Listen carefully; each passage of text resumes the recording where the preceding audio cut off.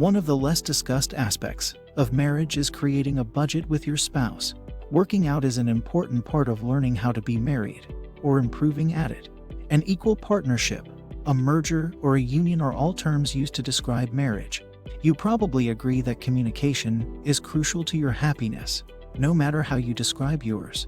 All major issues, such as lifestyle choices, parenting, sex, and, of course, money, will require communication between you and your spouse. Money problems are one of the most common reasons for marriages to fail. The budget alternative. Money does not have to be a source of contention. Having a financial agenda or budget, whether you're soon to be newlywed or in the trenches for a while, is the key to managing money. Budgeting may appear to be complicated and difficult, but it does not have to be. A budget is simply an estimate of how much money you and your spouse will earn over a certain period of time, as well as how you plan to spend it. Begin by drawing out a basic budget plan with your partner. Following your plan is simply a matter of checking in with each other on a regular basis once you and your spouse have established a budget. Ideally, you'll do this with free or low-cost software that allows you to keep track of your ongoing financial success in a simple, accurate, and timely manner. The 7 steps are as follows. Set SMART goals is the first step. To make sure you're planning for the present and the future, divide your financial goals into short, medium, and long-term categories. Your overall budget will be heavily influenced by your short, medium, and long-term financial goals. Short-term goals, such as building a 3 to 6 month emergency fund, paying off credit card debt, and saving for a special vacation, typically take 1 or 2 years to achieve. Saving for a down payment on a house, paying cash for a new car, or paying off student loan debt are all medium-term goals. It could take up to 10 years for this to happen. Saving for retirement is the most important long-term goal anyone can have, and it necessitates saving and investing for the majority of your working life, which can last up to 40 years, or even longer. When it comes to goal setting, many people use the acronym SMART. The words used for financial goal setting have varied, but the following are some of the most common. Specific, in a few well-chosen words. State your goal. We want to buy a condo in the Bahamas, says the couple. Measurable. How will you know when you've reached your objective? How much will it set you back? Achievable. It has to be something you can do financially based on your resources. With our current and projected income, can we save that much?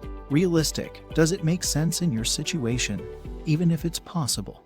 Will we have to give up anything?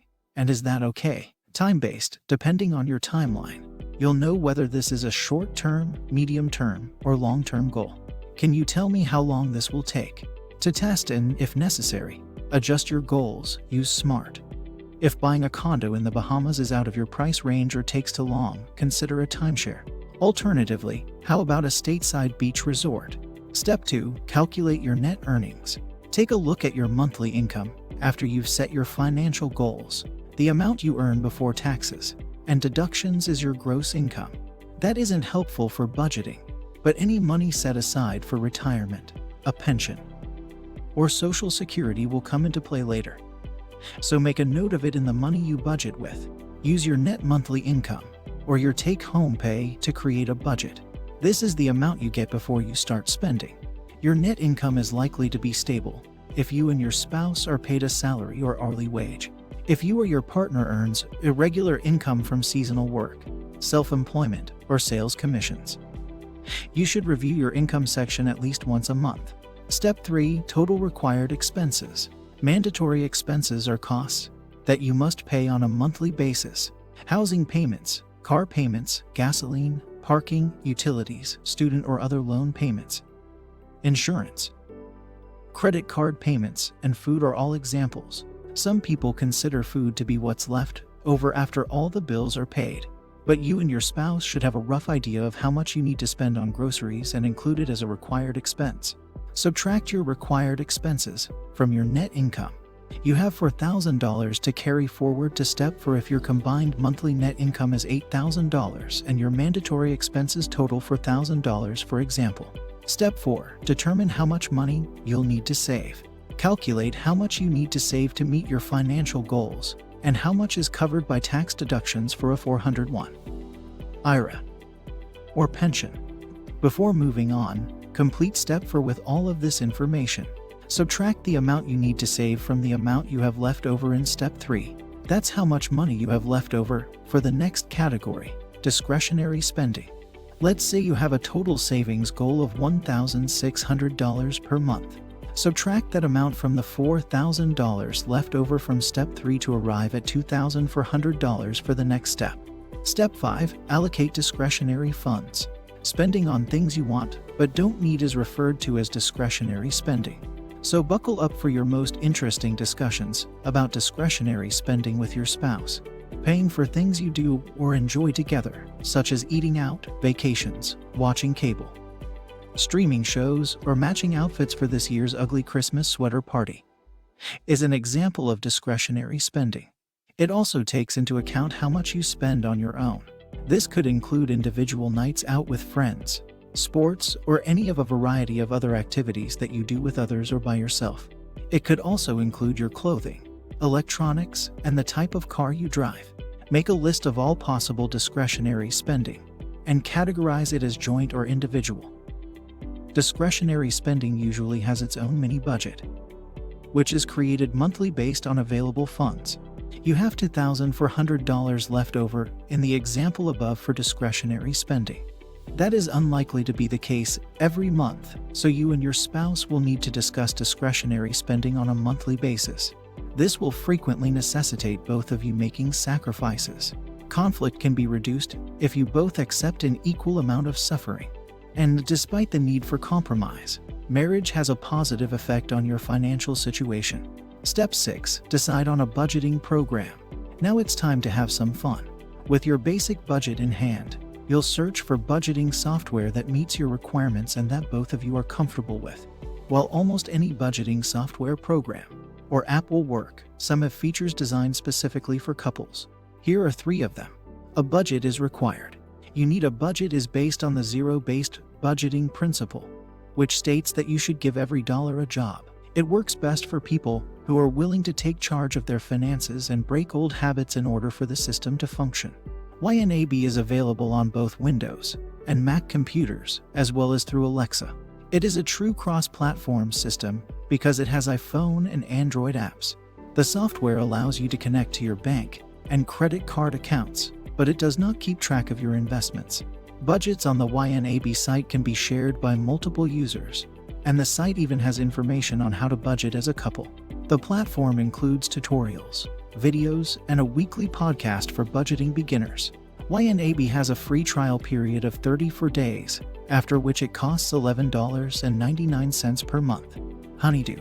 Honeydew is a budgeting app for couples that includes a feature that allows you and your partner to decide how much money you want to share. This makes it possible to keep track of both shared and individual expenses. The app is available for iPhone and Android, but there is no web or computer version, so you'll have to rely on your smartphone for everything. You and your partner can set monthly spending limits for each category, chat within the app, react to transactions, and inquire about questionable purchases. Honeydew is supported by over 10,000 US banks, and it's completely free. Goodbudget. Goodbudget, formerly known as EEBA, is a budgeting app that uses the envelope system, which requires you to divide your monthly income into virtual envelopes for each spending category. Once all of the money in an envelope has been spent, that category is closed for the remainder of the month.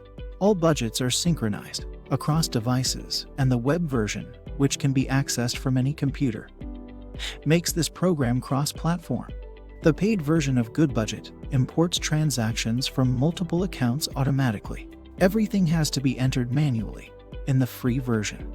The easy-to-understand envelope concept is reinforced by graphs and reports of spending. And Goodbudget's Getting Started tutorial makes setup simple. With Goodbudget's free version, you can create up to 20 categories or envelopes onto devices using one bank account. The paid version, which costs $7 per month or $60 per year, provides email support as well as unlimited envelopes and bank accounts on up to 5 devices. Step 7. Make a weekly money date with yourself. The final step is to keep communication open and ongoing once the software has been chosen and installed. Make a weekly money date to check in and reevaluate your goals. Regularly discussing finances will keep you and your spouse on the same page and motivated to achieve your objectives. It doesn't have to be a 5-hour discussion, especially since your budgeting software will be doing the majority of the heavy lifting.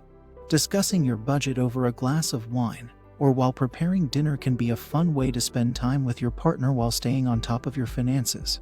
Final thoughts. Setting up a budget, keeping track of it, and checking in with each other once a week to review where you are can help you and your partner meet the financial goals you set for yourselves.